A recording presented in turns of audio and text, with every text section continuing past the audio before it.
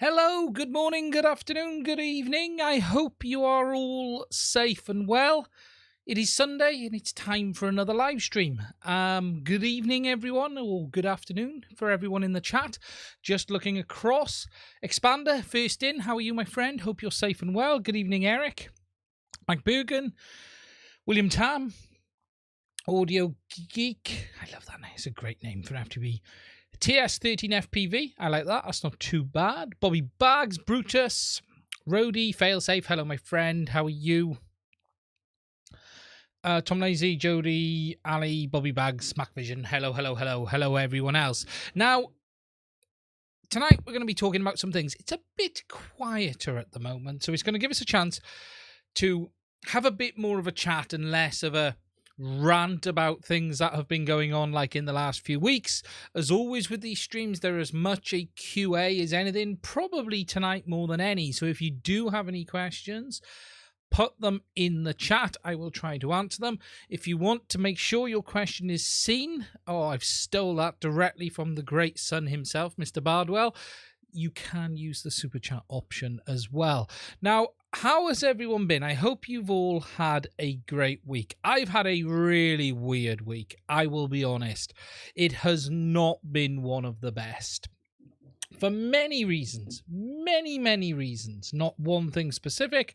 Just a catalogue of things that come together. I got ill at the start of the week. Bit like a train crash coming, that one. My son got ill probably last Monday or Tuesday, not the one gone, the one before. And then my wife got ill on like the Thursday or Friday, and it was like, wow, we all know where this is heading. And sure enough, it hit me then, I think Sunday and last week, and it just wiped me out for a few days. Wasn't particularly feeling great. And then everything that could have gone wrong did go wrong this week. Literally, I had major issues getting the Whoop review finished, the HDZero review. For those who haven't seen it, we have the Whoop Lite review up on the channel, and the issues I had wasn't with that. The kit was fine. The issues I had was with this bloody thing, driving me utterly mad. But I managed to get it rebuilt earlier in the week and finally solved the vibration issues. And we're going to talk a little bit about that. And it's that thing which I want to put a nail through, but I think I'm going to keep it as a bench test in-flight controller. This then took a nice chunk out of my finger randomly. I can actually show you guys now. The plaster's off. It's not terrible. It's not bad. It took a swipe. And if anyone thinks 2.5-inch props can't do damage, trust me, they can. It's not a horrendous injury. It hurt like hell for a few days. And it's one of those injuries that's right in the worst possible place for doing anything. So all you continuously do is hit things with it and constantly walk around going, ow, that hurts like hell. But I will show you it in a minute. But what I actually did was took a slice off the skin deep. It was probably 1.5 mil, 2 mil deep. It was enough that it bled like hell and hurt like hell. But don't think for 1 minute 2.5-inch props at full speed can't do damage, because they can. Yeah, making me sharper. It was very much to be honest, it doesn't really look much now. Just I don't know how zoomed in this is. You guys can see now. It really looks nothing today. What it did though was take a swipe, sort of a skin, a good at its deepest point, a good 1.5 mil, 2 mil down, like that off the edge of the finger. It cut my fingernail as well, actually. But yeah, that's how it looks today. It's not bad. It's not terrible. It's not shocking. But at the time, it was quite an open wound that wouldn't stop bleeding either. So nothing shocking, but still enough to remind you these things can bite. So tonight we're going to talk about that. We're going to talk a bit about the digital sort of revolution that we're now in, because we've got HDZero, but we've also got Walksnail making a lot of promises right now, and I'm going to talk about these. And I've been posting these images on my Discord server. For those of you who don't know, I have a Discord server. It's free to join. Doesn't cost anything. And there's a lot of noise and marketing being done, but we still don't have all of the images, all of the product detail yet, to say the least. We'll talk a bit more about the HDZero repairs, because there's another repair video going up tomorrow. Might be Tuesday. I think it's tomorrow. Could be Tuesday. And anything else you guys want to ask me as well. Superglue fixes that. Good evening. Yeah, good evening, Tommy. Hello, all. How are you, my friend? Bobby Bags, Tom Z, Lazy, and Tommy Bolstad. TBS, how's the finger? There we go. BetaFPV. One could say it's making me sharper. Yes, it is. Howdy. Superglue fixes that. Yeah. Had that happen to me back in the Nitro days. Yeah, it wasn't. I've done far, far worse. It's one of those injuries which is more like it's in the worst possible place because it's going to get constantly hit. I did something a few years ago where I fell over in this workshop, actually. And in the dark, and went to break my fall. And in here at the time, I had a Harley Sportster. And I put my hands out to break my fall, and my hands went into the fins on the bores. And I carved myself up very nastily on that one, especially between the fingers. But no. So it's not terrible. It's mild now. You can't really see the overall injury. You can probably see there what it did was just went off the corner. And the worst thing was, actually, go back to that one. When it did it, I was like, oh, why is there blood everywhere? And then suddenly looked at my finger and went, oh, there's blood everywhere. And suddenly realized what was going on. Can I order my next Mini 3 from that Walksnail? I have a few scars when it wasn't even powered on. My hands are weak. Yeah, this was a weird one, and I need to understand it more. I haven't brought this up with the devs yet, but this armed when I was attached to the PC in beta flight, and I don't fully understand why.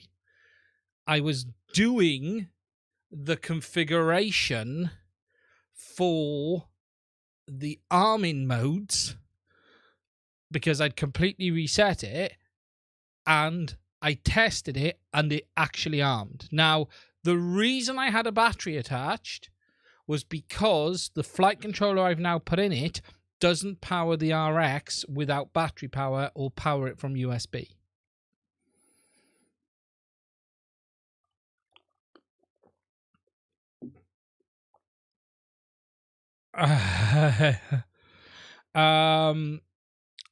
And that's what caught me out.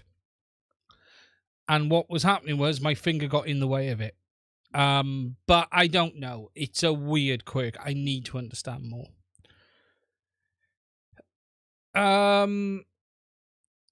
Question on speed setup for a 7-inch chaser. Come on in. Well, that'll be an interesting one. Jekyll, what are the odds TBS going to give us a $4 receiver that will enable the Express RS type backpack function on the HDZero goggles VRX? I know Trappy was talking about that on the stream the other day. Not doing it, but he did talk about how they've done some of that stuff first. The problem is does they want to make money? This really comes down to, do they want to start in the race to the bottom? That's the problem. I don't know. What is the price of an ESP32? I don't even know these days. Because the problem with that is he's not going to make any money. Anything below $10, he's not going to make money. By the time they get the board printed up to put it on, it's just not going to be a money maker. To my poking, but Trappy doesn't seem to get it. I understand it. I think the one thing to understand with Trappy and TBS, and this isn't a bad thing.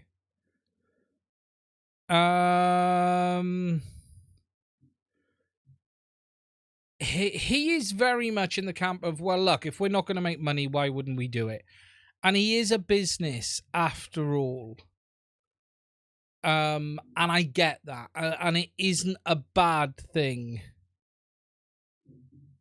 that he is wanting to ensure they remain profitable because they have a product stack and lifespan to go through. Now, you could argue, would doing it give them an option just to help push the system? Maybe.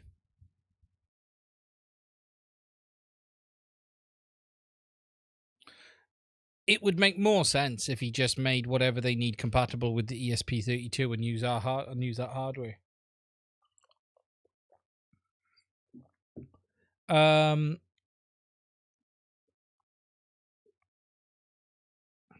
It would be, it's a tough one, isn't it? Because, you know, if they met... Yeah, I've heard people say about the towel on Whoops before. Yeah, it was just completely unexpected. It just caught me completely off guard. And I wasn't in the normal position. I had my hand just there. I was doing something on the radio and it just went... Doop! And I was like, whoa. In fact, it armed, got my finger, went to take my face off, threw the battery and flew the flight controller out the bottom of the control unit because it wasn't actually fixed in place because I was still testing everything on the bench. I was lucky the flight controller still worked. But, yes, always take the props off, folks. What is the backpack means? Okay, so for those who don't understand what the backpack functionality is, it allows you to control parts of the system wirelessly. So the easiest way to explain backpack functionality is you take an existing Express LRS receiver and you flash it with a different firmware and it communicates on its own little network. There's a special network that the ESP32 has. So for instance, when you change the channel on the HDZero VRX, it would automatically change the channel on the VTX to match. So you don't need any additional hardware on the quad, because if you're running Express LRS on the quad, it works already. But what you need is your VRX module to have Express LRS added via a UART. So for TBS, for instance, you would need a receiver to allow it to communicate. It's a nice feature. I'm still not out and out convinced it's that important. I've used it, I've tested it, I am going to do a video on it, and whilst it's something which would be really cool to have integrated into a system, I'm not 100% sure it's worth all of the hassle to set up separately. It says radio transmitter to VTX to headset to radio transmitter. Yeah, so it creates a dedicated network and it's based on the ESP Now protocol as a special wireless protocol that ESP have, and it uses that basically. Could it be a backup RC link? No, it's very low range, low power. Very low range, low power. It's basically based on the Wi-Fi functionality of the ESP32.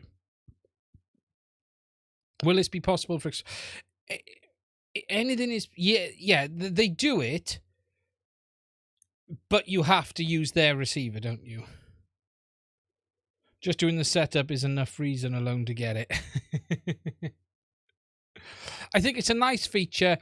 If you had it like fully integrated into the system, I think it'd be very cool.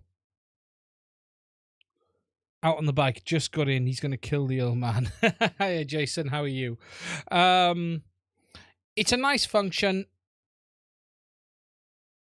The nice thing with the new HDZero VRX is that there's a dedicated port on the bottom. So on the Sharkbite module, you have to take the VRX apart because there's no external UART. However, on the new black one, this one here, with it,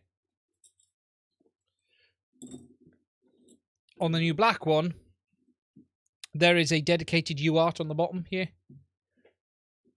That one there. So you can simply plug in. You don't have to take it apart. Whereas on the Sharkbite VRX, you have to take it apart.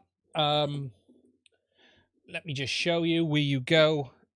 And for those who haven't seen, this will be a nice chance for me to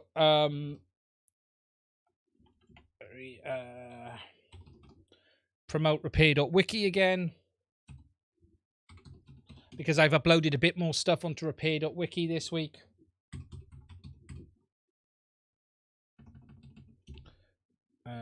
Desktop, here we go.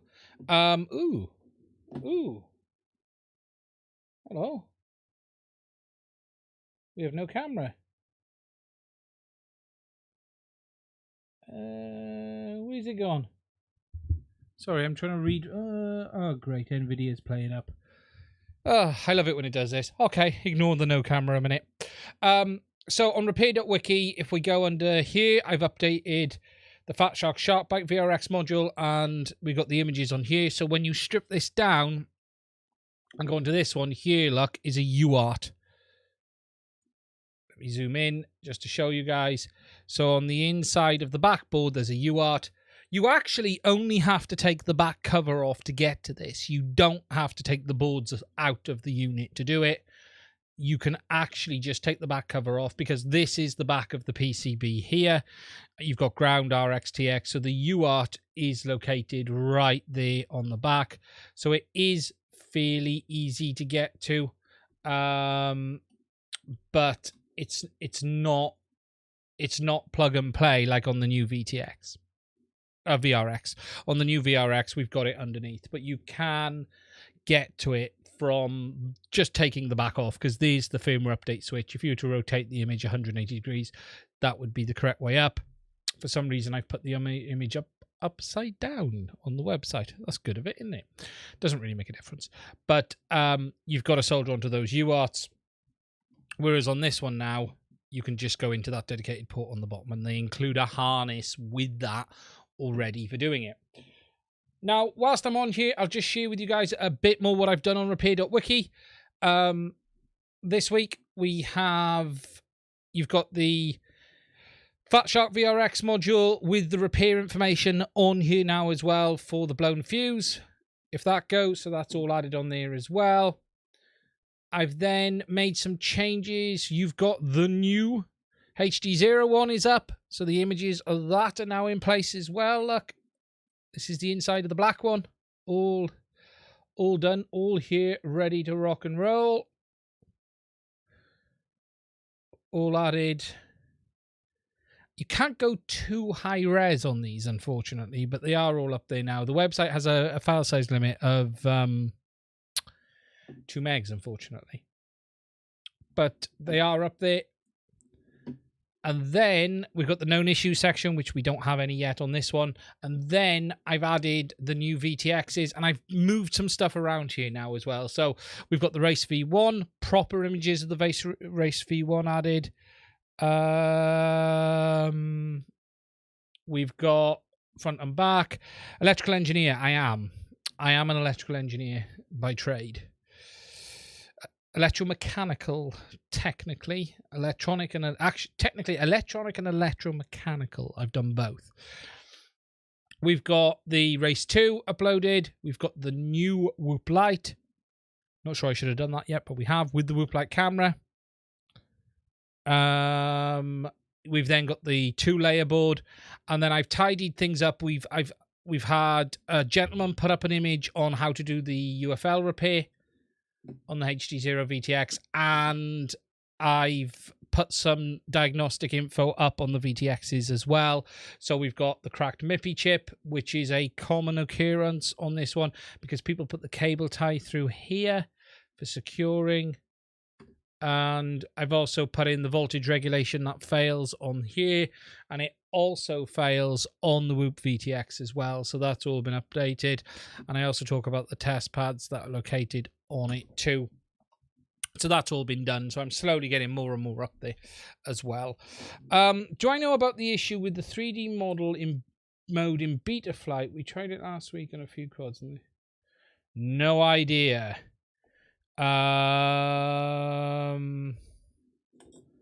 No idea on the 3D mode. I've not tried that. Jimmy, check out my homepage. HDZero, let me know what you think when you get a chance. Cool, I'll have a look at that. So, yeah, we got more and more going up on repair.wiki. I'm slowly, as I'm doing stuff here, it's going up there. My only slight frustration is we do have a 2 megabyte file size limit, whereas I'm taking them in like 8 meg stills. So, it would be nice. If I had some broken boards, I would... Yeah, it's overall, we know the common issues. I've got to put up another one on the Whoop VTX. We're beginning to understand the common issues now. Tends to be power delivery failure, which makes sense on a digital VTX. It's always going to be the power delivery. That's sort of going to be the problem. Now, what compression? JPEG. So, it just would have been nice to upload the full stills, the full size. So this week we are going to be, I'm going to be starting to do the proper look at this. I've got in my antennas finally. I ordered in the Menace RCs because 2 reasons. A, this was all I could actually get in the UK. And B, I do believe these are very, very good antennas. They have very, very high gain. So I am going to be starting on this week. Once I get one other task finished, and that other task is to get the wing in the air, because the wing is finished. And I attempted the first flight yesterday, and auto takeoff didn't work. It crashed, and I broke the prop, and I didn't have a spare with me. And I broke the motor mount on the first chuck. Still getting used to iNav auto launch. But yes, let me go full.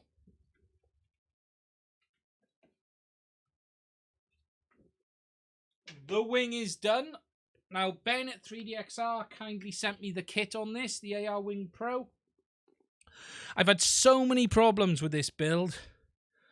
It's been ridiculous. It's not the build, it's been just, I've had so many failures, so many problems. But I'm finally there. But I'd set it up with iNav. I haven't flown iNav for a very, very long time. It's got Crossfire, VTX, everything in there, mesh, GPS installed. And I haven't set up iNav for a very long time, and I have taken quite a bit of advice from Painless 360's videos, because Painless is just the man on iNav with regards to wings especially. And my problem was I'd already cut my hand, and I was a little dubious of having my hand there to give it a big chuck as it comes over and the prop kicks in. Now, what I hadn't realised is a lot of people kick these this way. And I don't know if you've seen this, over the head that way. So they sort of go that with a chuck. And that's not what I did. And what happened is it went up, it went down. The auto takeoff kicked in about just before it hit the ground. It was too late to recover. It kicked the prop in and then smashed the props into the ground and destroyed it. But I also slightly damaged the motor mount, which I've had to repair as well before it's even taken off. Handholds underneath. You know what, Bruce? That would be a bloody good idea. AR Sonic. This is the AR Sonic Wing Pro, but there's no handholds on this. There's nothing. And like, it's a little big to just throw. That's the problem. You know, this is a 1 meter wing. So I think it's plus a meter, actually. It's a little big to just go like that with. You need a bit of something on it. The original had handholds. Yeah, this hasn't, Bruce. Not at all. Look. So what I've seen, I went back and looked at a lot of reviews, and a lot of people are throwing it like this. They're literally doing that. Which I don't know how comfortable that is. I've never thrown one that way. What I needed to do was have my hand there and just go like that full pelt. But my concern was carving myself up again. The irony was the delay was so long that would never have been a problem.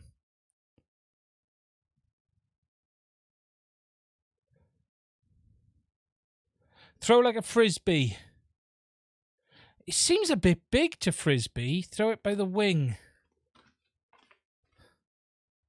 Give it an underarm. Yeah, I think that might be an option like that. Yeah. So you're talking that way and yeah. Yeah, I'm thinking that's the case. Magnetic glove. It's a choppage. Yeah, just place it on the ground and VTOL. I wish it could, Bruce. Glue a little fin on the bottom. Yeah, it just needed something. The reality was I didn't know how fast the motor was going to kick in. And the reality was I could throw it from the back now fine. But I need to actually... I need to actually change the speed down. And one of the advice... Painless has actually recommended on one of his videos is when throwing it, actually have it spinning the motor up already on that thing. Learn to move your hand very quickly before you auto launch. Does the shake still work on iNav? I see what you mean. So then just... There was a wing named Striker. Little fin on the bottom. Yeah, it's a good idea. It's a good idea. Put your hips into it and sling. Yeah. But anyway, it went up, it went down. But the funny thing is, I haven't got the video. My wife's got it. And I'll be honest, my throw was pathetic. It was nothing short of abomination. But I threw it. And it sort of went, woo, and then it kicked in. And it just went, so, and it was raining today, so I couldn't try it today, unfortunately. So I want to get the wing in the air. I want to do the iNav tune. It's all set up. It's all ready to go. And that's going to be my job this week.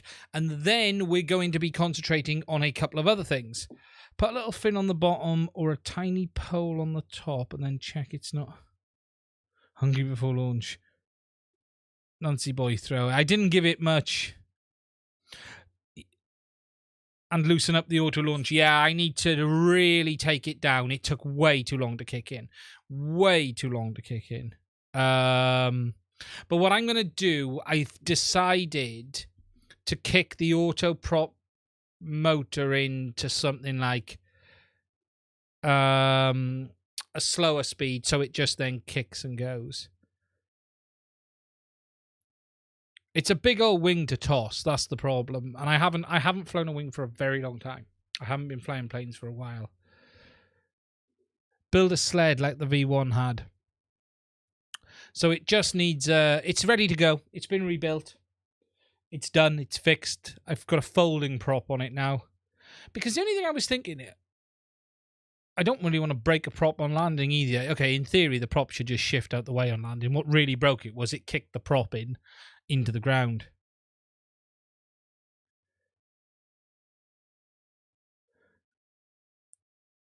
Has a good short video on how to throw a wing. They fold if you land badly. Yeah, well, these ones will. But yes, so that's the plan. So that I want to fly, but I'm actually traveling this week, so a lot of this week I won't be doing anything. But I won't be doing that. I'll be doing that. The first thing I'll be doing when I get back is then starting to look at that. And then, once we've done that, we're going to be taking a look at these. For those of you who can see, I'm not sure how the focus is. I think the focus is a bit off. Take it out a little bit. Ah, there it is. There you go. And then we're going to be having a look at these. The AG01 minis. Now, I know I will not be the first. People have already had their comments on them, but I will be doing my review and telling you what I genuinely think about them. I have to say, Radio Master have sent these to me, but they won't see the video first. I have had a quick look. I haven't fitted them yet. I've been flying the Zorro without them.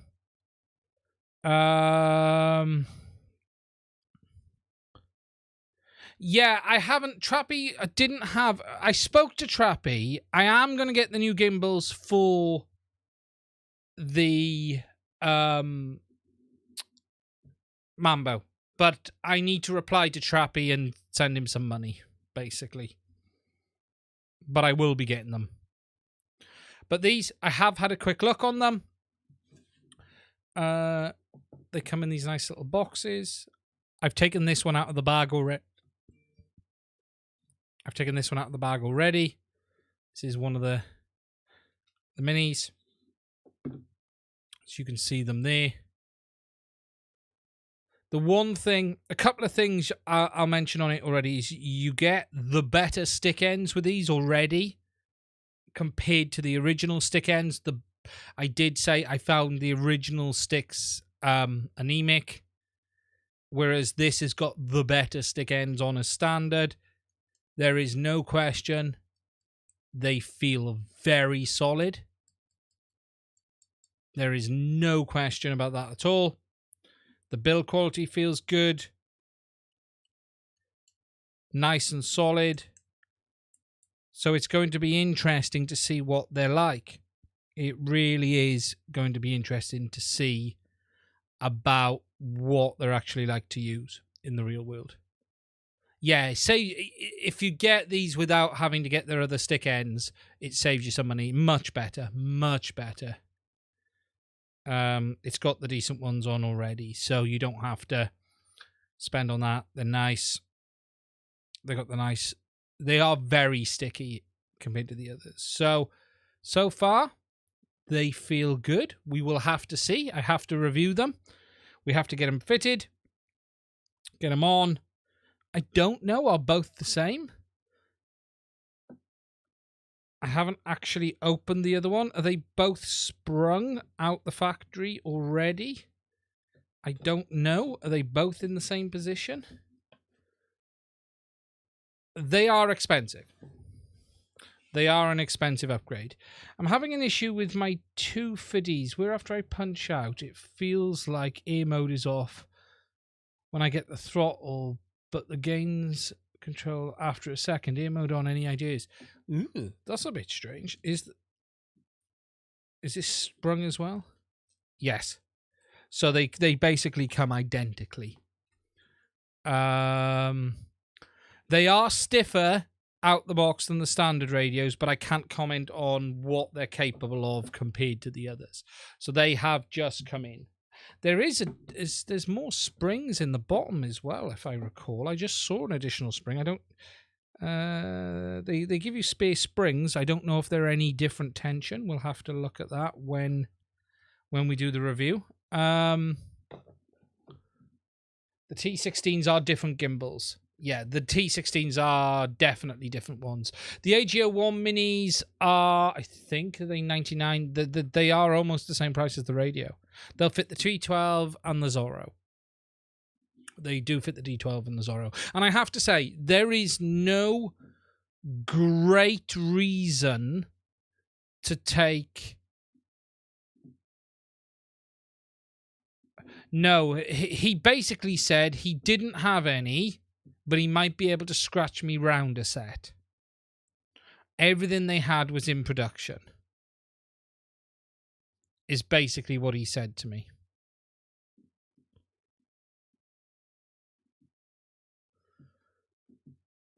It is a lot for improvement. You know, what I would say on the Zorro is, and that's part of the reason I haven't, before I go back to the Zorro, I haven't run out and ordered it, because in some ways, I would rather wait until we've got proper stock and not pre-release. Because what he said to me was he should have some additional early samples around he could send me, but that isn't going to be necessarily reflective of what is on the radios in reality.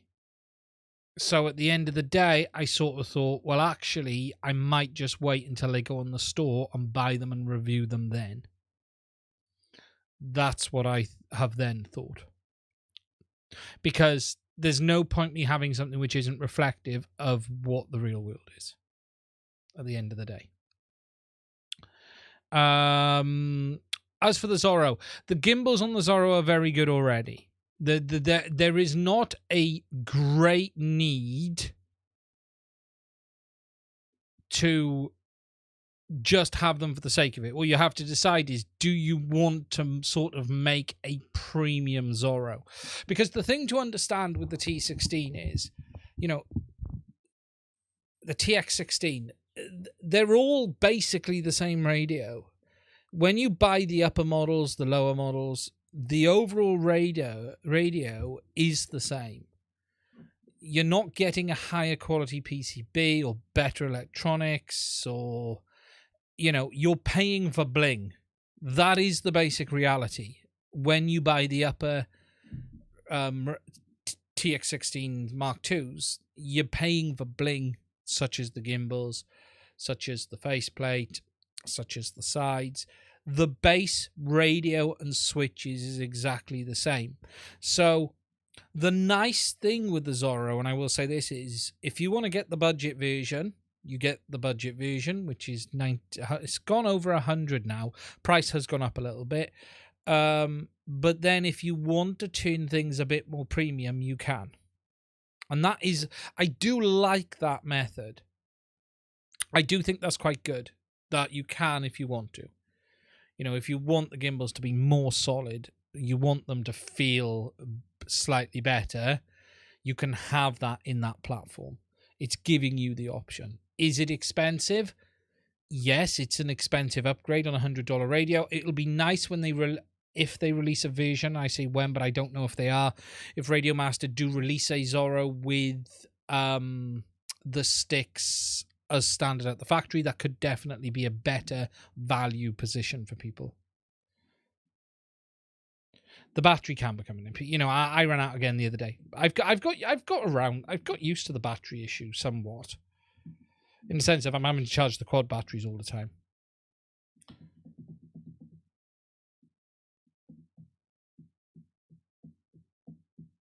Yeah, I carry 2 sets with me. I swapped the other day. I had 9 packs and I had to swap, but I didn't take it out fully charged. So that's that. So we're going to be doing the gimbals, and then we got this. I got some tests to do on this, and then we've got some reviews on some other stuff coming up as well. Now, the first thing I probably should talk about is, because I haven't even got into that, is the BetaFPV. So I'll just explain quickly about the BetaFPV 95X. This, I was actually sent by BetaFPV at its release as a kit. I was sent the frame, the motors, the flight controller, and I built it all up, and I'll be honest, it flew horribly. It came with the 1104 motors. I put their tune on it, and it was just never right. Now, when you look around the internet, there are so many comments about this drone flying badly. Very, very, very hot motors, poor flight performance, constant jitter, constant vibration, constant issues. Now, I spent a lot of time trying to tune it out, and I just gave up and threw it in the corner in the end. I'll be honest, I never ever was happy with it, never got it there. So we were coming back up for the review of the HDZero Whooplet VTX and camera, so I wanted to use this for it, and I started doing some flights with it, and I just had so many problems.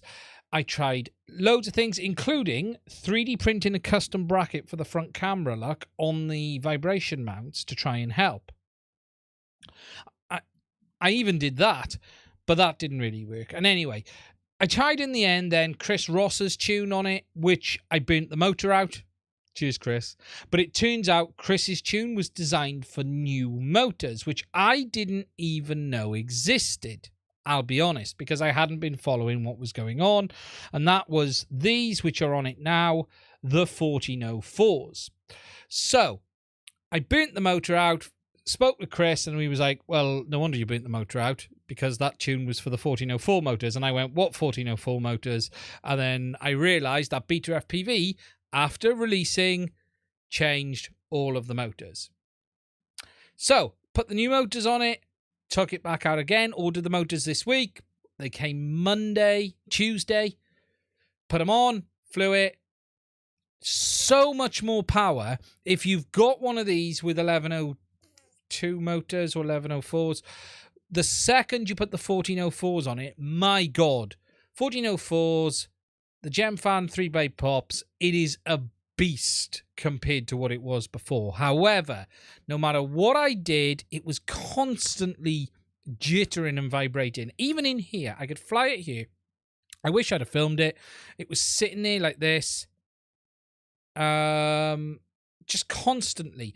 I could tune it down if I literally turned the P gain to basically the lowest slider position on Betaflight.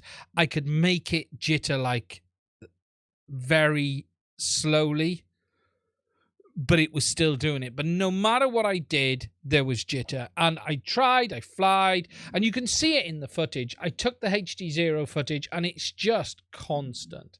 It wasn't props, it was modded. There is something going on. So in the end, I got fed up, and I ripped it apart, and I forced into this a Speedy B F7 Mini stack.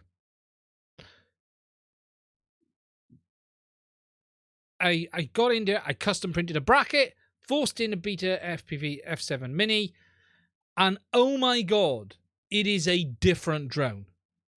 Oh my God, it is insane, the difference. I will be honest.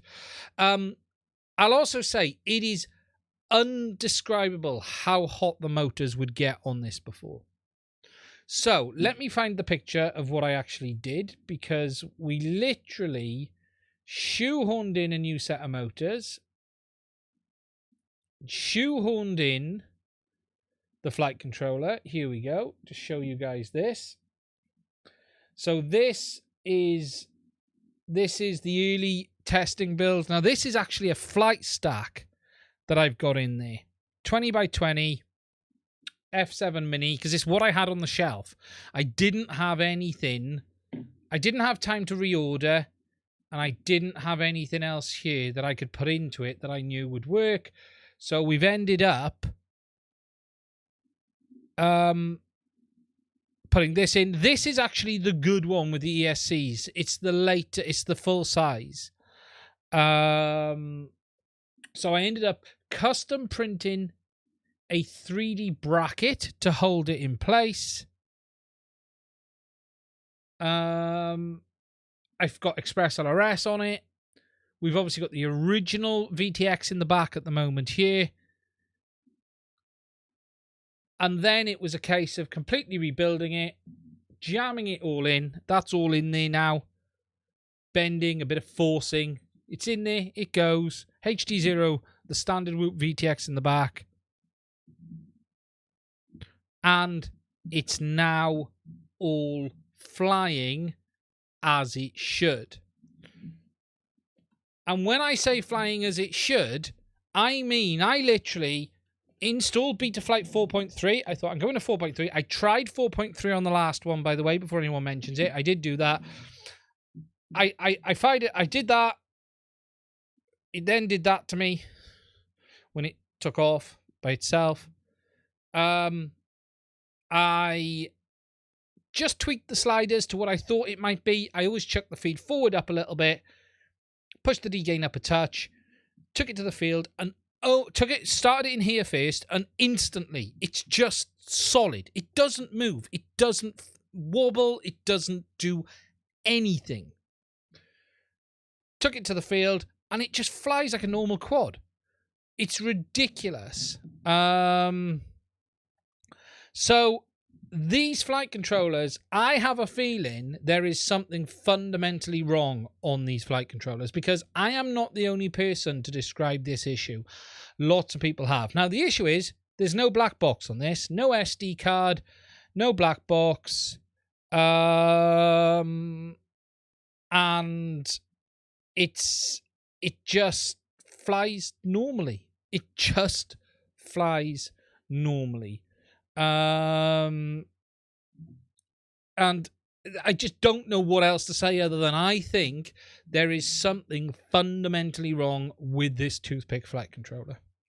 So if you've got one of these, rip it out. If you want it to fly properly, rip it out. I highly recommend the 1404 motors. It is a beast with those motors on. My God, does it shift. It is very, very overpowered with those motors and props compared to what it was on the 1102s, I think it is. It really is. But yeah, that flight controller, just a heap of crap. Utter heap of junk.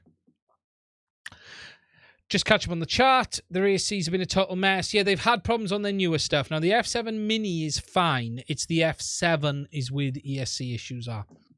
I also flashed Blue Jay on it as well. Tell you why I flashed Blue Jay. 1 second.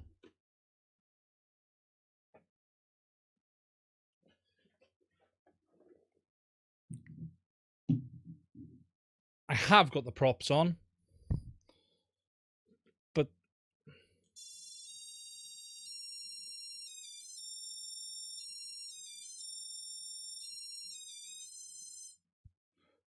I flashed Blue Jay. For those who haven't seen what Blue Jay can do,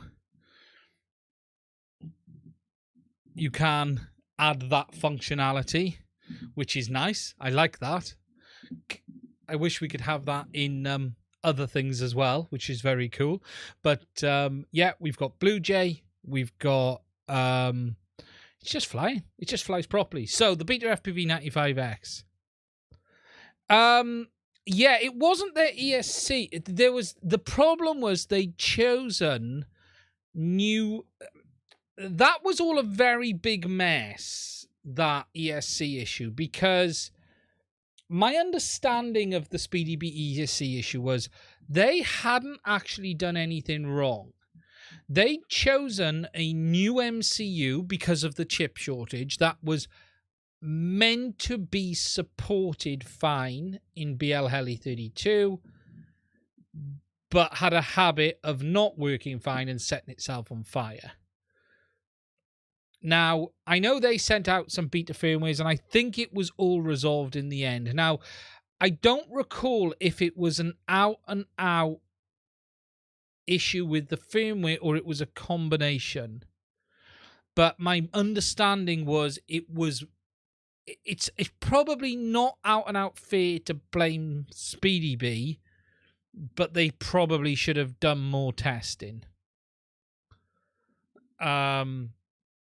So that's something to take into account. That is something to take into account. But yeah, so it's done. It flies bloody fantastic. It really, really does fly bloody fantastic. You went. I did have some problems. I flashed it and not flashed it. How I did this, I want to thank the guys on the forum. I've had a weird week of problems where I've had to get some help from some people, in fact. And I thought I'd flashed it. Yes, I've been trimming some grass with it. Where is it? You can see she's been trimming grass. But it just flies brilliantly now. It just flies. Just flies. You know, Brian Walker. Yeah, Blue Jay is really interesting. Now, that actually leads me nicely onto another subject, actually, and I'm going to get myself prepped for this, and that is about ESCs. Now, let me just find what I want first of all. Let me bring this up while you guys chat among yourselves a moment.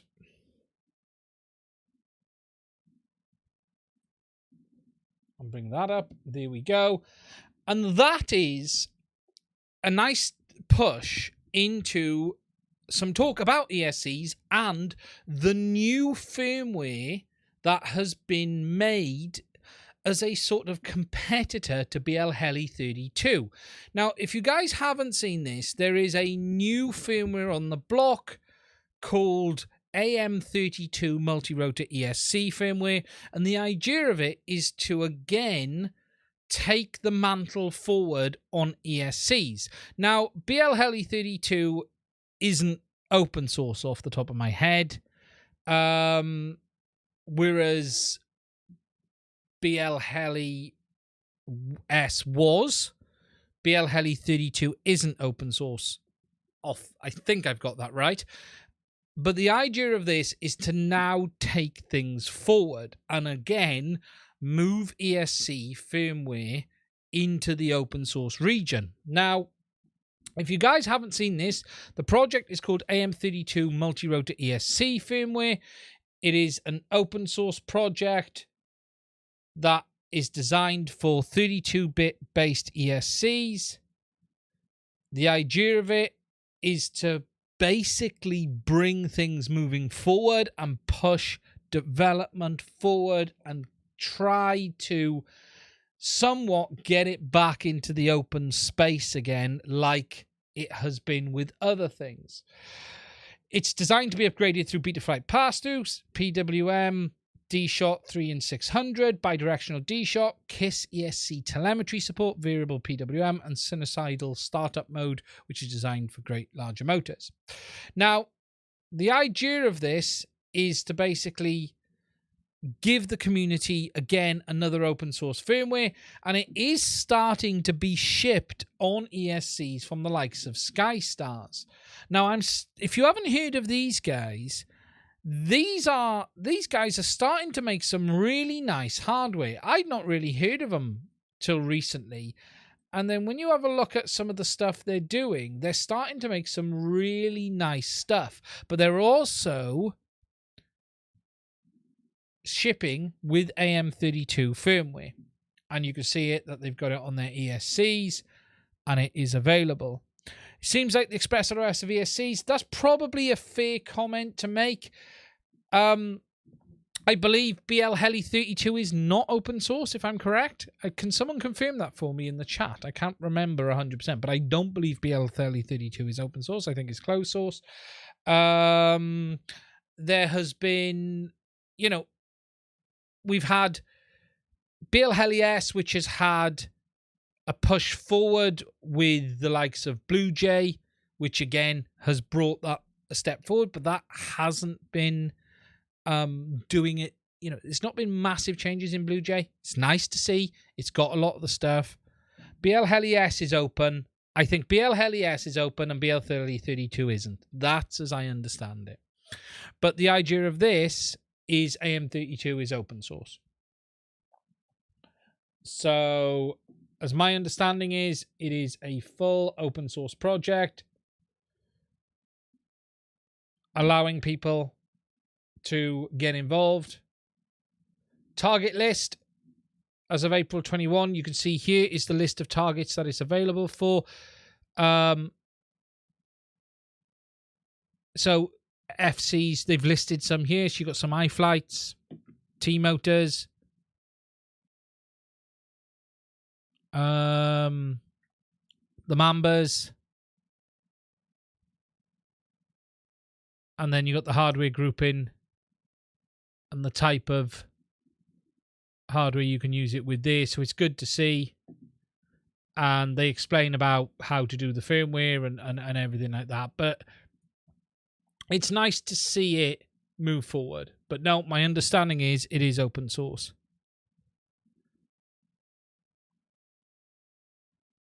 Windows, Linux.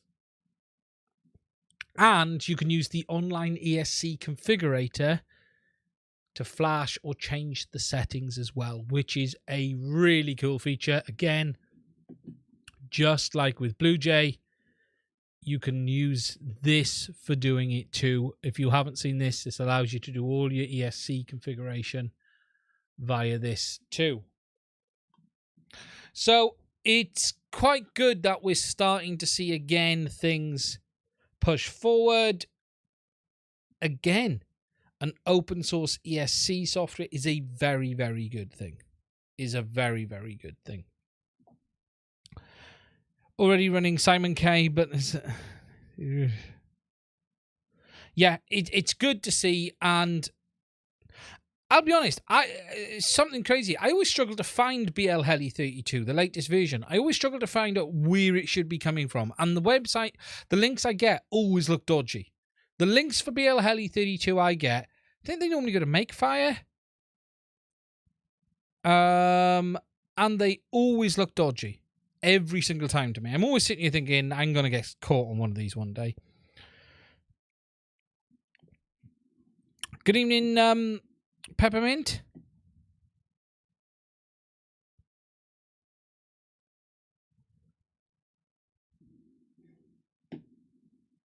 Just having a look. Can anyone explain what the VES Hollybro VS6s are all about?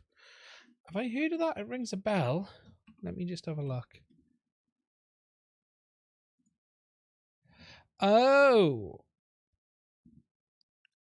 Why have I heard of this? Hardware based upon the VES 6.0. So what the hell is VEX 6.0? I've heard of this and I don't know why.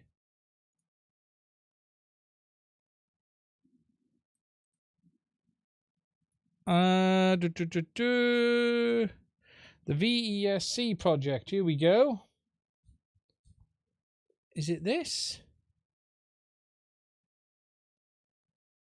If you aim to build flexible, efficient, and reliable power systems for your platform, you will find it here.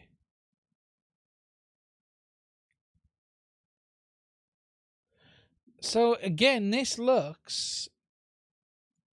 So what? Okay, so what this looks and feels like up front.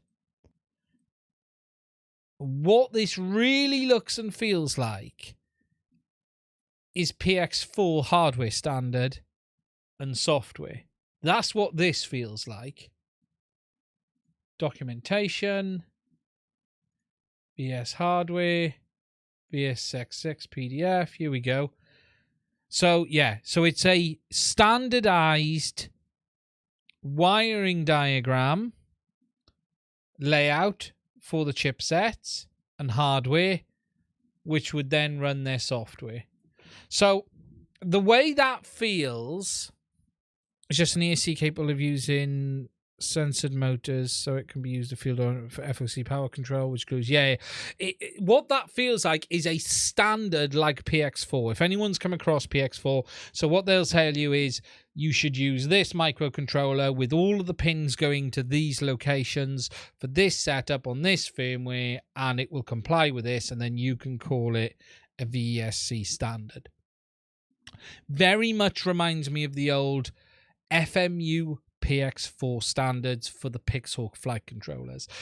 For those who don't fully understand what that was all about, was Pixhawk was the flight controller, but the FMU standards, you had FMU 2, 2.5, 3, 4, 5, and what that would say is you use this controller with these pins going to these connections for this purpose with these connectors for doing this. And if you made it that way, it was all standard and you could call it PX4 compatible or Pixel compatible. So that's the sort of thing it looks like. Did I see the Raspberry Pi Navigator flight controller? I have. PX4 also, but why? This is from Blue Robotics. This is actually very cool, and I forgot to put this in the title. And I actually have it running here. Can you see? Can I pull the cables? No, I can't. I can actually show you this. So, for those who haven't seen, let's get it ready.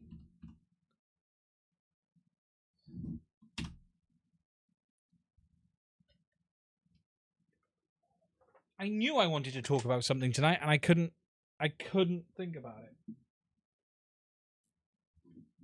Let me just let that boot and go to Blue Robotics.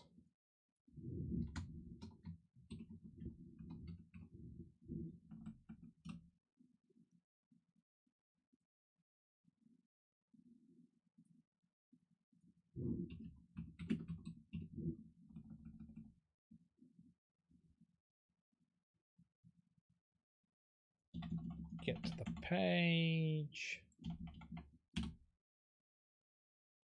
Finally. So, for those who haven't seen, Blue Robotics, the company that makes a lot of stuff for ROVs, underwater vehicles, and actually are one of the main maintainers of HDZero, have released their own flight controller. Now, Blue Robotics have always used Pixhawk with HDZero, and that was using either the Cube or a standard Pixhawk flight controller. But they've now released a new in-house flight controller based off a Raspberry Pi, and they've created sort of their own Raspberry Pi hat, because the flight controller isn't actually separate. They're running it, from the looks of it, on Linux. It's not actually being run as a separate piece of hardware, and it's a combined unit that allows you to use it not only with their system, HDZero, but it allows you to do all sorts of other stuff as well, including using it in copters. But it makes a really nice companion setup. And it makes it a lot easier. So if anyone has tried to set up a companion computer with HDZero, it can be a bit of a pain. You had AppSync, which has been a bit all over the place and stuff. But they've created now their Blue OS to go with it, which just makes it really easy to set up. So if you haven't seen Blue Robotics, they make some really cool stuff. I'll be honest, I would love to build one of these. Their stuff is unbelievable. If you haven't seen the Blue RV, it is a hell of a piece of gear. You're going to need a lot of money, but it is a hell of a piece of gear. It really, really is. And you can see here, actually, that they were using a Pixhawk in this. But not only do they sell the ROVs, they actually sell all of the parts to make one. And this is the real interesting thing about this company. It's not just about selling you an ROV. They actually sell everything. So the actuators, the grippers, the thrusters. So we can go to thrusters, that you can build your own entire unit if you have enough money. But they are not cheap. You have to understand what you're dealing with. You is expensive pieces of equipment. You know, the T200 thruster is $200 each, so you might need a few of them. But they make absolutely everything. They even have, look at the grippers, right? Look at some of this stuff. Look at that mechanical gripper. This is really, really cool stuff. This really is very, very cool stuff. They do all of the connections, the trays. You can literally build an entire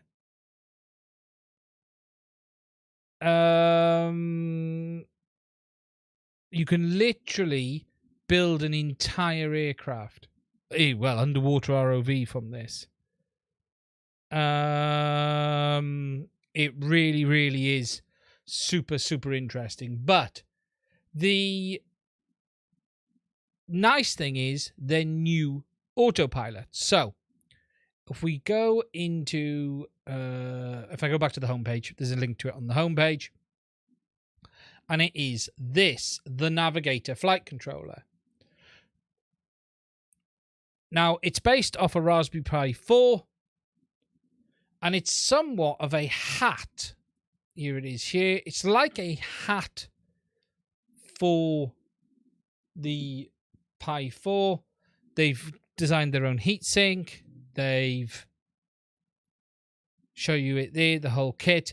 And my understanding is from this, okay, is that it's not actually an autopilot. It's more of a hat for the RPI, and it's actually running HDZero on the Linux OS, as I understand it. I haven't been able to see it yet, but that is, I believe, the way it works. I'm trying to see a picture of the bottom side of the PCB so I could see what silicon's on it, but I can't. There isn't any.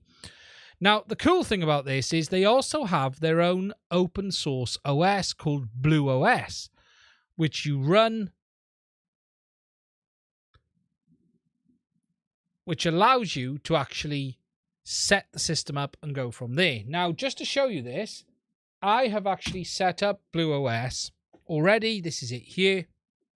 I have it running on a Raspberry Pi 4. I've had it set up to test, and it allows you to do some cool stuff, such as general setup, firmware. You've got video setup. Haven't been able to get the video to work properly yet. I have a webcam attached to it now, but it isn't working. But they do have a webcam option as well. You can see that I got it there, but it doesn't want to play ball for me. I couldn't get the streaming working. But it is a full OS companion and flight controller for the system. But you can actually even click on here, go to vehicle, click on general, and you can actually start autopilot.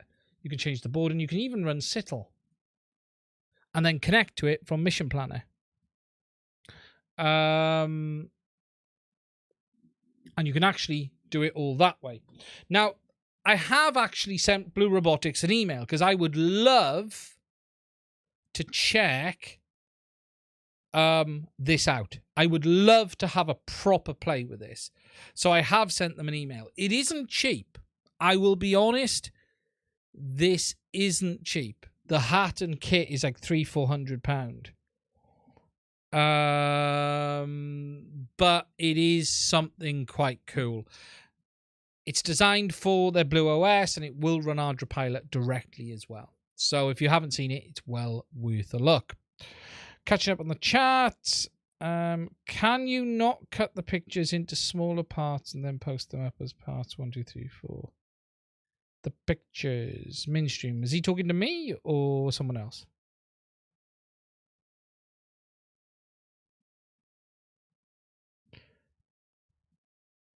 To me. I would love to build an underwater rover. I would love. They are tethered, yeah. But they also have underwater GPS modules. They sell underwater GPS modules. How cool is that? I saw it earlier. I was like, there's an underwater GPS module? I would love to build one of the rovers. Oh my God, would I love to build an underwater rover. I did price one before, and I thought, can I do it? And I think I stopped at like 3,500 and went, yeah, we may stop there. It technically is GPS for underwater. Yeah, where was it? They did. I was like, components and spares. I'm trying to find the bits they do. The amazing thing is they just sell everything. The enclosures, look, they do the enclosures, which is the center watertight tubes and everything. It's all very cool. Very cool. So you could build the frame yourself, and then leak sensors. What's a leak sensor look like? You need to figure it. Oh, see, look, leak sensors. You need leak sensors on something like this. Ah, I see what you mean. Yes, sorry. Speed controllers. What speed controllers have they got? I was trying to. I'll have a look. Ah, just basic speed controllers. But their ROVs are cameras, leak sensors, sonar, temperature, pressure, and depth. Was it computers and control electronics? I looked under one of it and I was like, underwater GPS. That was their advanced ROV package there. Some very cool stuff. GNSS. GPS. I swear they had underwater GPS. Oh, plus that's me going mad. Props, that's me going mad. Their blue, their kits are very cool though. Their kits, you know, these rovers, you know, if you were to, so if we look at one of these from $3,000, so if you go for tether, 4 twisted pairs, 100 meters, you're going to want lights. You got the spool there as well. If you want the gripper, scanning image sonar, another $2,500.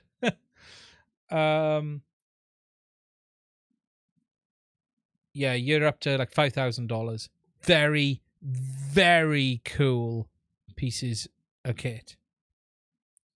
If you haven't seen them, I would strongly suggest checking out the website.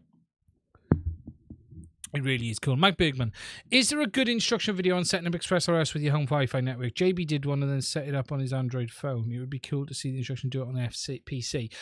I have done it. All you basically do is put in your Wi-Fi access point username and password, and then it will appear. If you want, I can actually show that now, because it is very easy. It is very, very easy to do if you haven't ever done this. So, for those who haven't seen, if we go in here. Now, what I don't remember is, does this power the ExpressLRS module without a battery? I've got a bloody feeling this one doesn't. 1 second. Let me slit off the heat shrink tube so I can see. This is a super easy feature.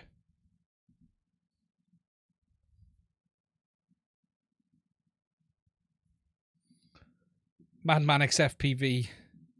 Let me just snip off the heat shrink because I can't remember if this flight controller, if this is going to play ball or not. There we go. No, it doesn't. Git.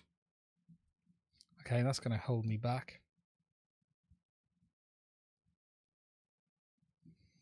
And I've got no way of powering this. Yes, I have. 1 second.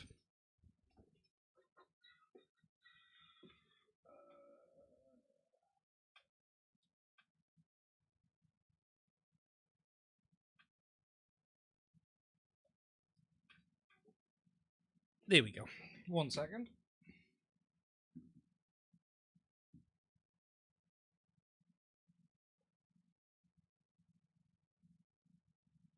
Just got to put it on the bench supply.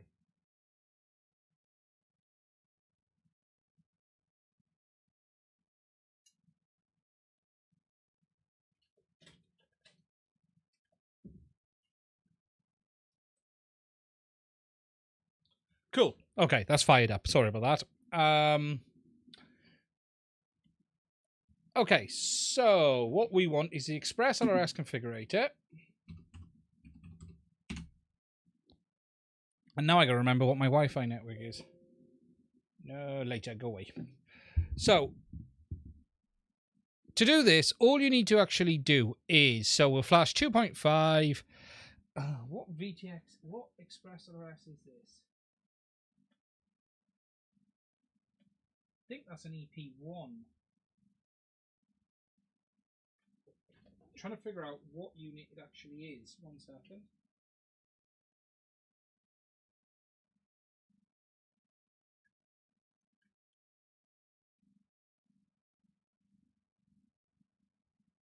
EP2.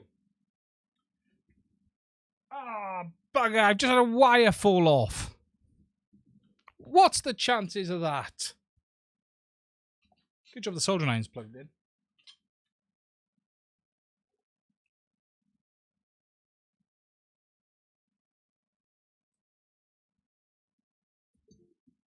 One second.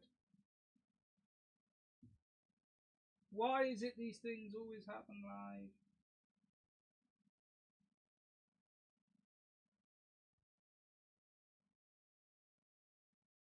I can't show you what I'm doing because I haven't got the camera set up. Hello, sorted. There we go. Sorry, the UART fell off. Right. Get rid of that.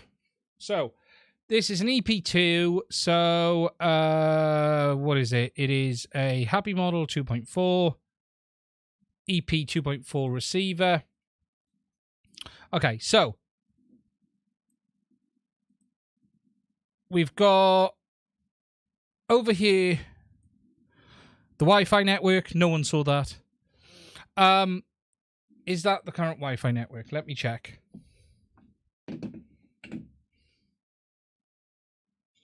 Let me just check because I have changed the network address and key recently.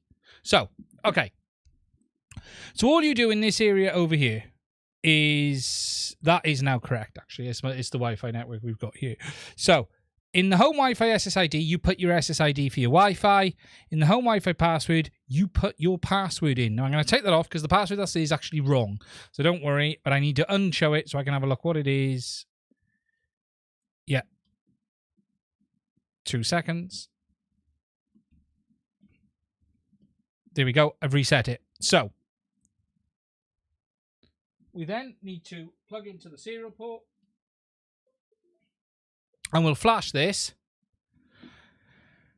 There it is. Build and flash. So we'll just flash that a minute. So all we've done is put in your Wi-Fi SSID for your Wi-Fi and your Wi-Fi password. That's all you need to do in the receiver.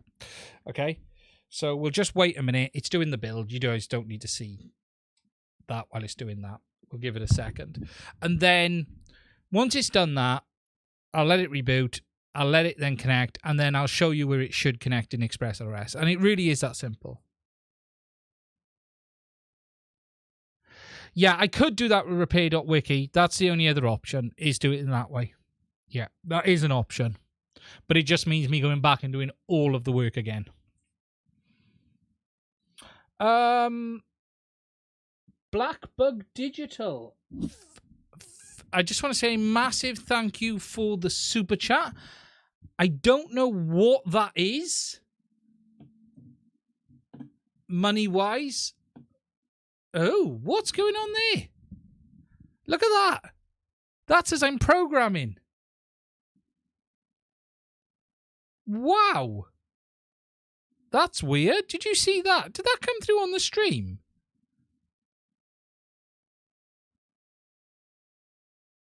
That was weird. That was as it was writing the, compiling and writing the flash. That's weird. Never seen that before. Cool. Okay. So, it's done that. Now, I just want to say that a massive thank you for the super chat. I don't know how much it is, but a massive thank you for that. You are glitching. Thank you, my friend. That is amazing. That's crazy. So, we've done that. That's all done. So, we're going to disconnect, power down. So I'm just powering down the receiver just to turn it off, and then I'll reboot it and let it go back into Wi-Fi mode. So we'll power it back on. We'll let it connect. So we're just going to give it a minute, and you've got to wait for it to enter Wi-Fi is what you have to do. So when you do this, you program it. You then wait for it to go into Wi-Fi. And what you should get is a different flicker from the Wi-Fi. It shouldn't be the very, very fast one. It should be a slower flicker. So I'm just waiting. There we go. I'm just waiting to see what it does. And I'm just seeing if it's actually connecting. And then if I come back here, go back.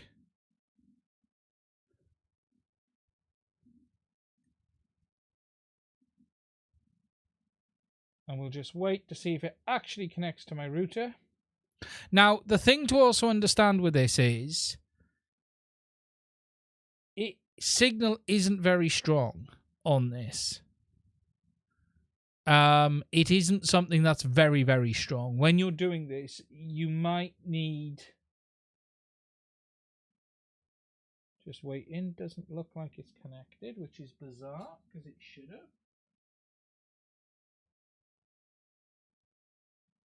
But I'll be honest, the range on this is pretty shocking.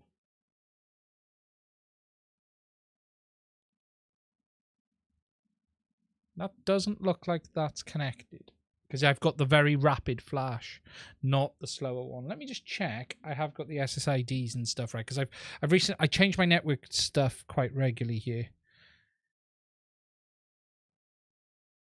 Yeah, that's correct. And let me just check that.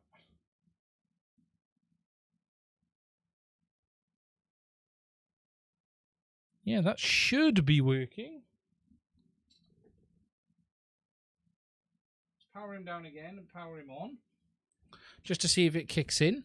Tom is only... I've had a cross trial of it being too close to my monitor, turn it off before. That was weird, wasn't it? That was really weird. Philippines Pepso, switched on my DJI goggles, impersonating Max Headroom, yeah, Matrix, files from my laptop PC, mostly it pretends not to be in. So what should happen is we reboot and it should connect to the Wi-Fi, but it doesn't look like it's playing ball at the moment, because it's got the wrong flash. So when it's working, it will have a slower flash.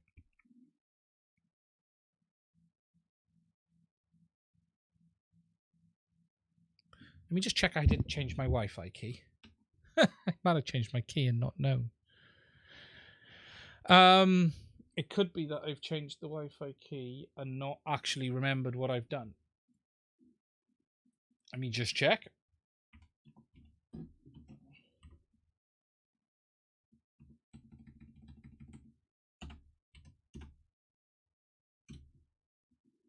No, it's not that. It's not that one. Because you've got to make sure you got your Wi-Fi key correct as well.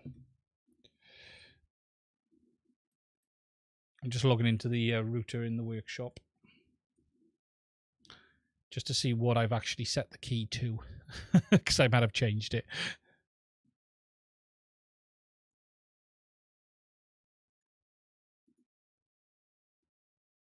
Oh, no, that is right. Interesting. It's not worked. I'm going to flash it again. Home Wi-Fi. Home Wi-Fi password.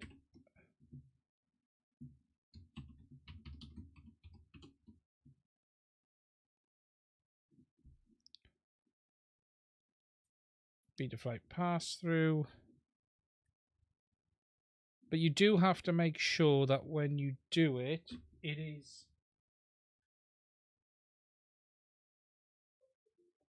It is exactly correct. You do need to make sure that the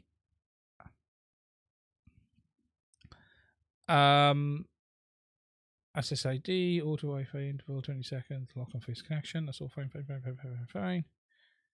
The only thing it could be is the signal on the Wi-Fi on this is shocking. Well, it should auto get the IP. It shouldn't be an issue. I'm just going to reflash it again. I've re-put in the details just to see if it does. If it doesn't work, what I will do it with, I'll show you on this. If it doesn't work, I'll do it on the TX. Look at that. The compiling is doing it again. Look. Compiling. We can't handle the compiling. We're glitching. Oh, what causes that? It should just be that easy. It should just program. Well, that's not bloody worked.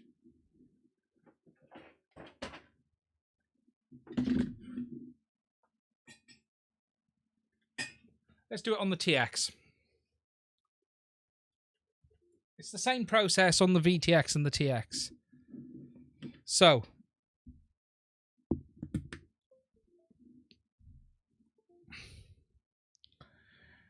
we have Express LRS transmitter.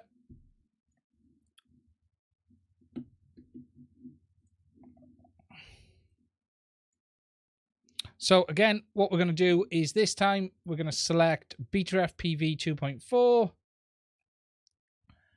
TX Micro 1000, which is what this one is.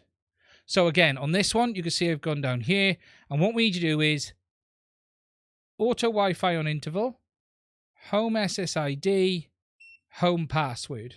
You need to check those boxes with your Wi-Fi SSID and your network password. Let me just take that off screen so I can check that they are right. Yeah. We're going to... Let me change the switches. You've got to change the bloody switches on this in the program. Just remembered that. Build and flash. You've got to change the switches or it doesn't program properly.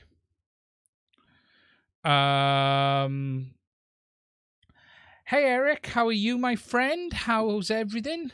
Right, I'm just going to catch up on the chat while this flashes this, and then we'll see if it works on this one. Sam FPV, hello, my friend. How are you? Compiling is low level. Hit your CPU directly. Display drivers wobbly. Yeah, a bit strange why it's wiping out that. So we're just compiling. Again. Oh, here we go. Oh, compile.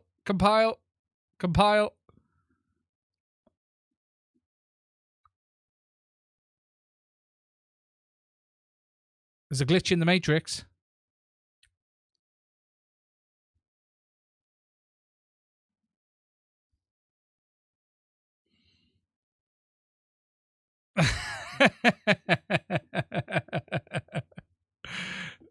That'll make a great GIF. Just waiting for it to finish. that stream powered by HDZero or something. That's there is something very bizarre about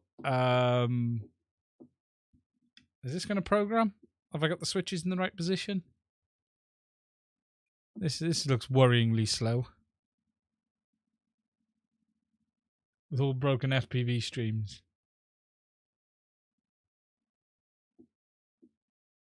This is worrying. I think this is going to fail. It has failed. Have I seen the S2 open source frame of things verse? Not my design. No, I haven't. Can you put a link? I need to go and check the bloody switch order.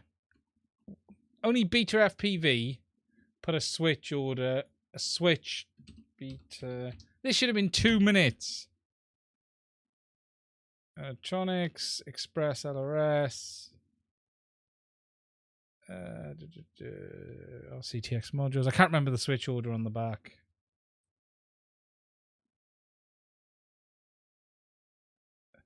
Now, there were some comments on JB's stream. It's that one, sorry. About this module overheating. And I don't know where people are talking about because mine doesn't, even on 1 watt. What are we going to do with the switches?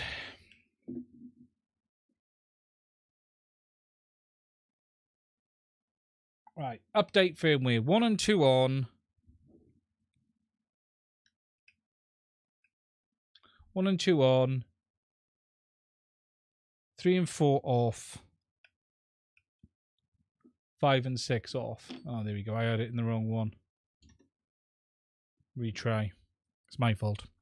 I had it in the wrong position. If you don't know, on the back of this module, there is dip switches which you've got to have in the right position. We're probably going to be jerking up again.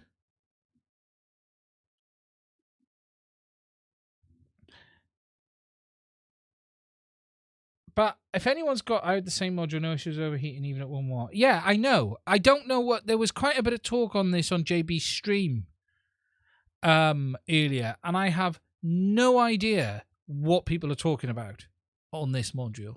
Overheating. It doesn't remotely get hot. in my experience. It's programming now. Really great show. Thank you, Scott. Thank you for that. I'm sorry about the delay on this, guys. It's gone a bit pear-shaped. It's programming now. It's my fault. I got the dip switches wrong. And then I'll just prove that it should work. I did some flying this week. Tried to fly the wing. Hey, okay, so we're updated. All done. Okay. So I'm going to come back. I'm going to power it down. I'm going to check. I'm going to put the switches back into normal operation mode. So 1 and 2 off. 3 and 4 on. Okay. So power this back up. I'm going to come out. So right there. So what should happen on this? This should enter. This should enter Wi-Fi in a minute when I put it into Wi-Fi mode. So we're going to go on. And what this should do is allow me to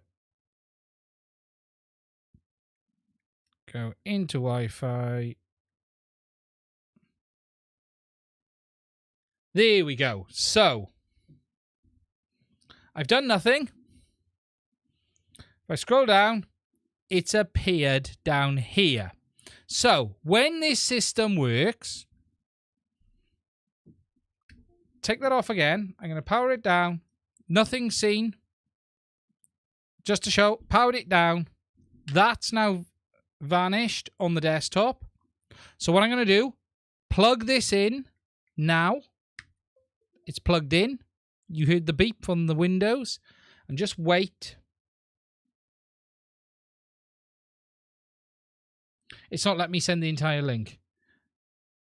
2 seconds. We'll just wait. And then what will happen is maybe in a minute or two, once it gets itself up and running, boom, you can see it's picked it up and it's automatically appeared down here. And you can simply upgrade the firmware via this now if you want to. So if I wanted to flash it this way, I could simply select it, tell it to do that. I could select Wi-Fi. And you can see it's down here. I'll probably do it as a separate video that actually works type. I'll record it up. And you can select it. And when you've got all of your stuff, they will all appear down there. So all of them will list at the bottom of here. So you can click select. So we've selected that one. But if you click on that, you can go straight to the page as well. And you can upgrade the firmware that way. Or we can then just do it over Wi-Fi and build and flash it that way. Nice and easy. Nice and straightforward. When it works. What I have found is when it plays up, it's usually you're not close enough to your network. I suspect if I move that closer to the router,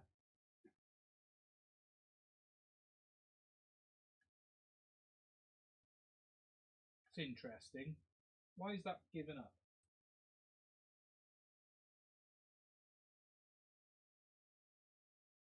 Oh, all the wires are falling off that Express LRS receiver.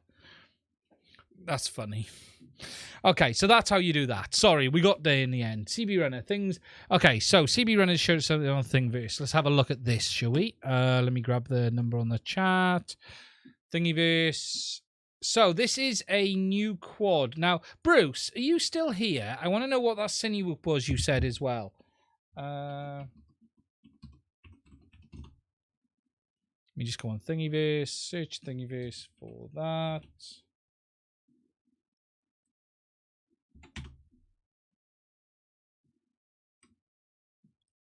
So it's this.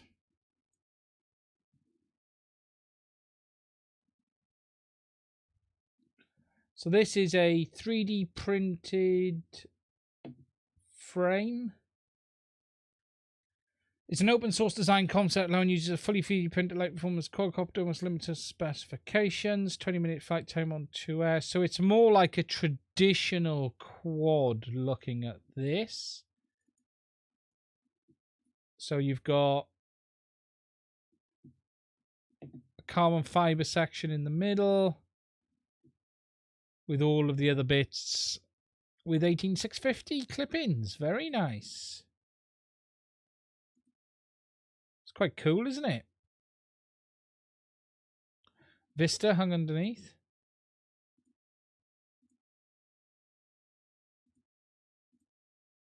That's actually quite nice, isn't it? So what parts have we got? We've got... Oh, we got the video as well.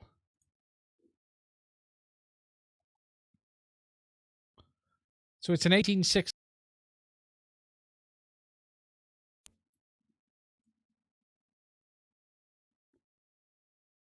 But you've still got a carbon fiber center plate, haven't we? So, but 18650 bits in there, which is cool. It is well thought out, 100%. Very well thought out. I like the way you had the Vista under the middle.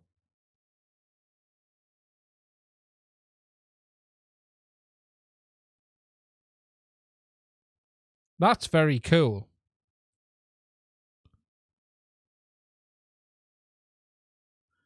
Just never use 3D printed arms. Yeah, that's the only real problem. So if we look back at the design,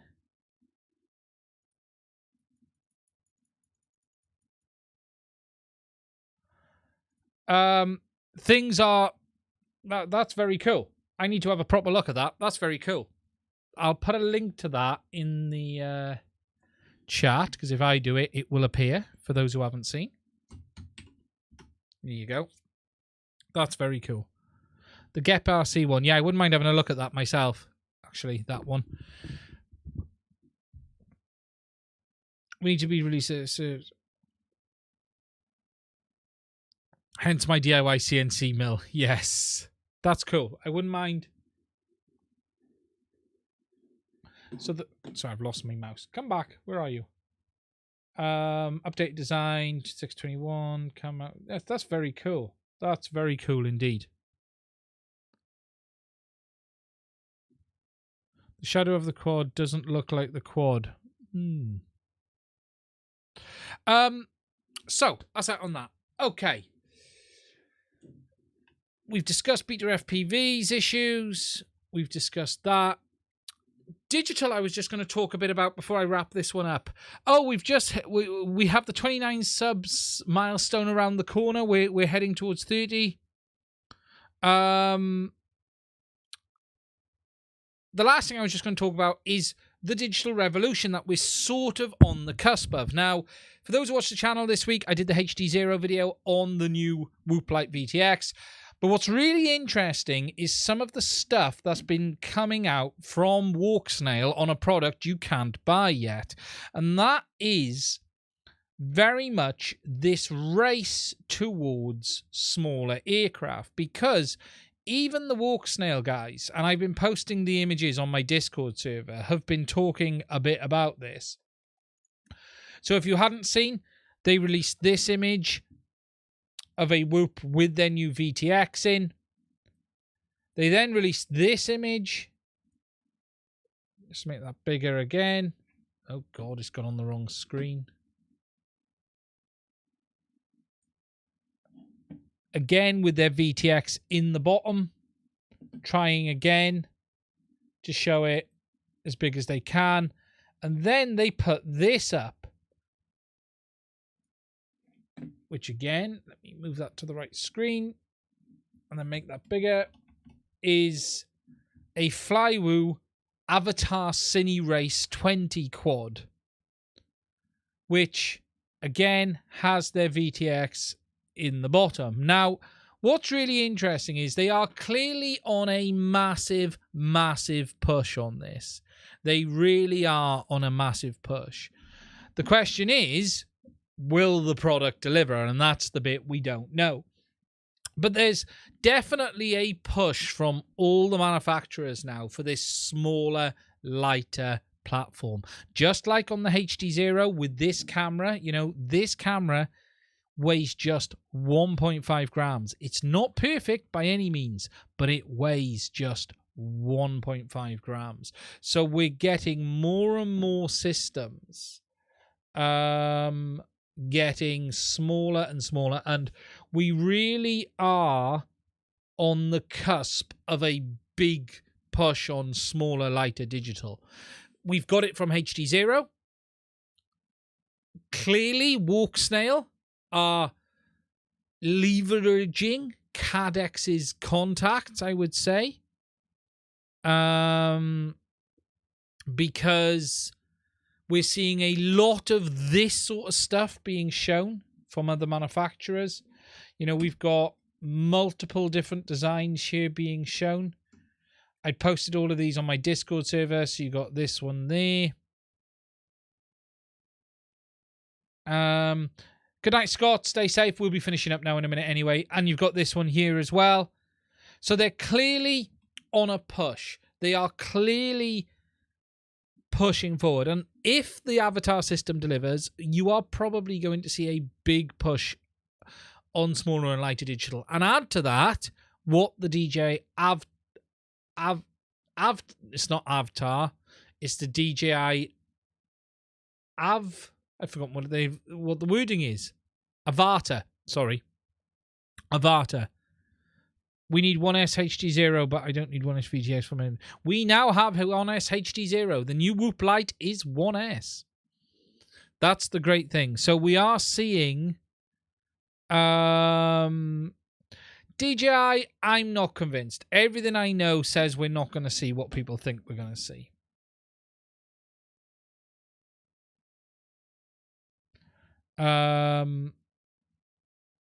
What HD system to get? That is a tough question right now. They all have their pluses. They all have Avatar. Yeah, and I think some of this has been done intentionally. DJ's going to chase the money, not us. That is a very clever comment. FPV is not the world. Trust me. Okay, I'll say something a bit controversial here. And it's not controversial, but what I will be doing will be.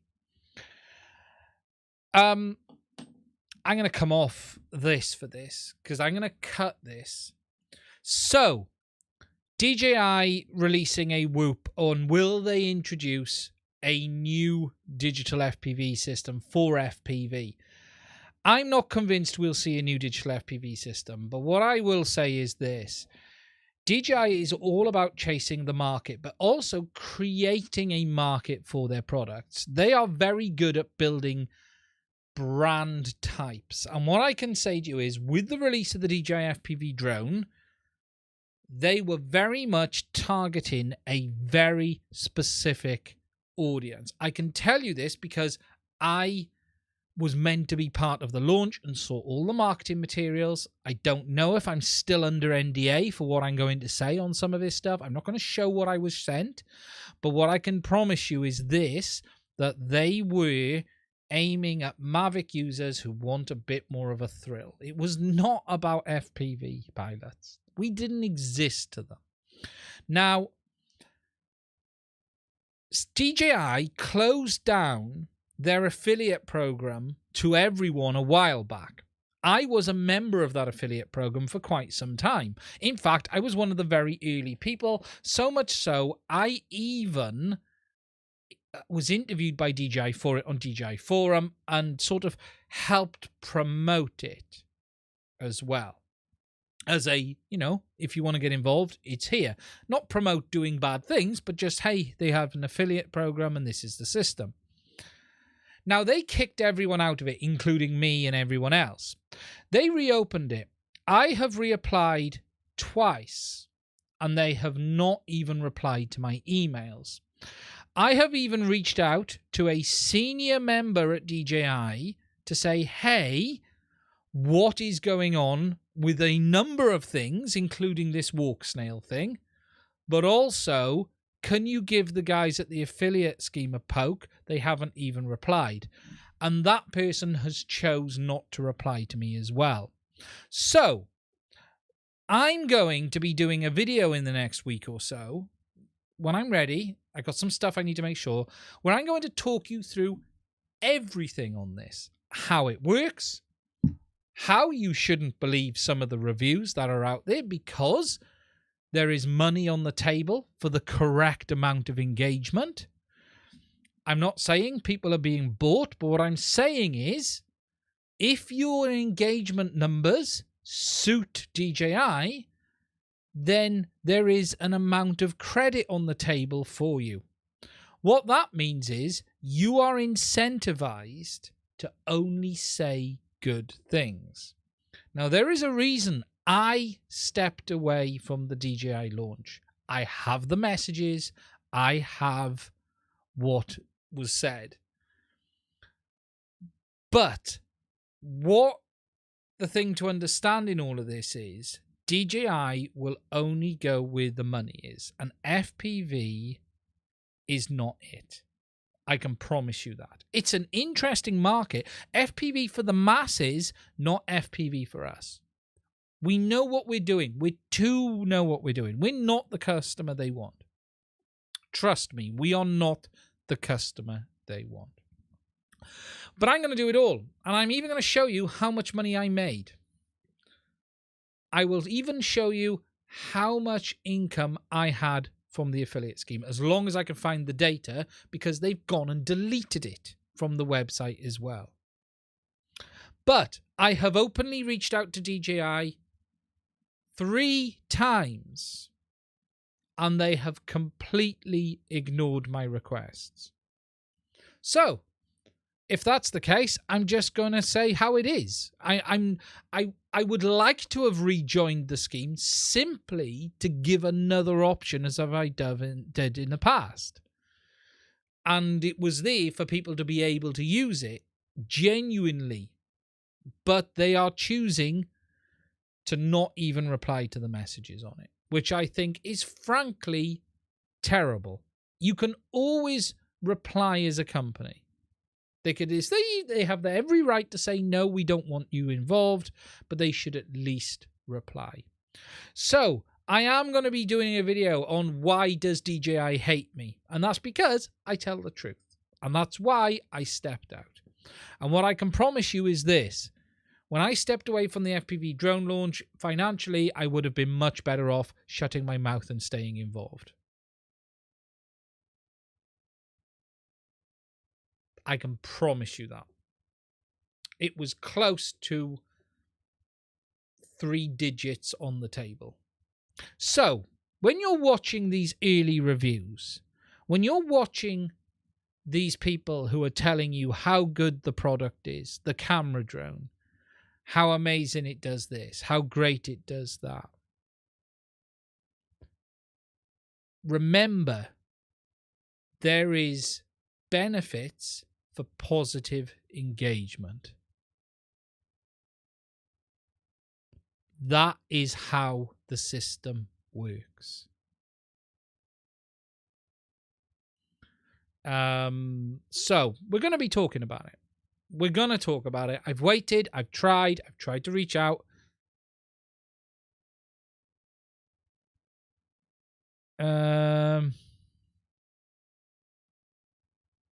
It's like politics, haha. Just always remember, I'll tell you now who's a genuine reviewer. Hands down, Philip Bloom. Whatever Philip says is 100% accurate. I would never doubt for 1 minute a word that Philip Bloom says. Philip's too big for them to ignore. But I can tell you this, all of the smaller channels, I'm not going to name any of them, but all of the smaller ones, Dobo is honest as hell, Ken is, yeah. I didn't mention Ken because I don't think they seed him stuff. That's the reason I didn't mention Ken. When I'm thinking of the big channels they seed stuff to, we're talking We Talk UAV, Peter McKinnon, iPhonedo, and all of this stuff. Ken, I don't think they've seeded product to. Ken's pretty much a dealer independently now. Ken always says how it is. If you haven't seen Ken's video the other day, he made me laugh. That company actually reached out to me as well as Ken, and I smelt a bit of a rat on that one.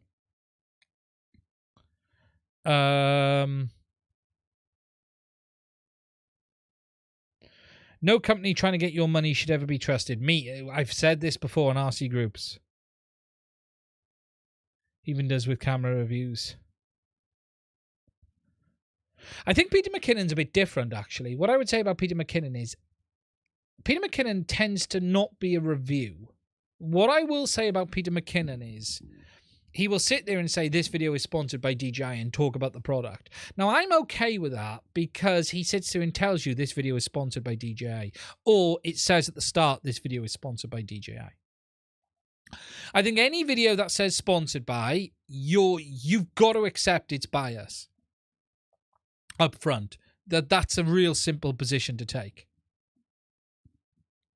with it. You can just go, this video is sponsored, except the manufacturer has paid for that content. So what you're going to get is what that manufacturer wants, especially if the sponsorship is on the product being talked about. So an interesting point here is if you look at Linus takes a sponsorship for something completely different that they're talking about. That is a good way of doing it. But when you have, this is the new DJI drone and today's video has been sponsored by DJI, then it's an advertisement. That's it. End of. Nothing else. Don't take it as anything more than that manufacturer trying to sell you that product with that creator. And I have no issues that creator doing that as long as he is saying this video is sponsored. The new rule is to say, yeah, and I say that on all of my stuff I've been sent. I always say that on anything I've been sent. But be more cautious of the channels that say nothing. That's the more interesting ones. Early release, where they say, hey, DJI sent me this to have a look. Yes, they contacted me as well, Mad Manix. Me and Ken, I didn't know Ken had been contacted until his video went up. But basically, they reached out to me as well. And I was like, I don't know about this. And I just didn't reply. And then I saw Ken's video and was like, wow, okay. I thought, quite interesting, but I'm not really covering camera drone stuff unless it's something proper. Don't get me wrong, I would love to cover the Mini 3. Would absolutely love to cover the Mini 3.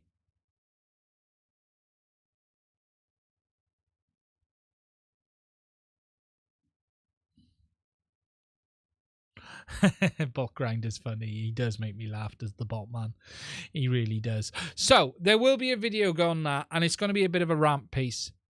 I need to make sure I've got all my data together. But I've reached out to DJI 3 times now. Nothing. So we will be talking about this more. Mark my words. I also may be breaking an NDA, which I need to probably go and read as well. Right, guys.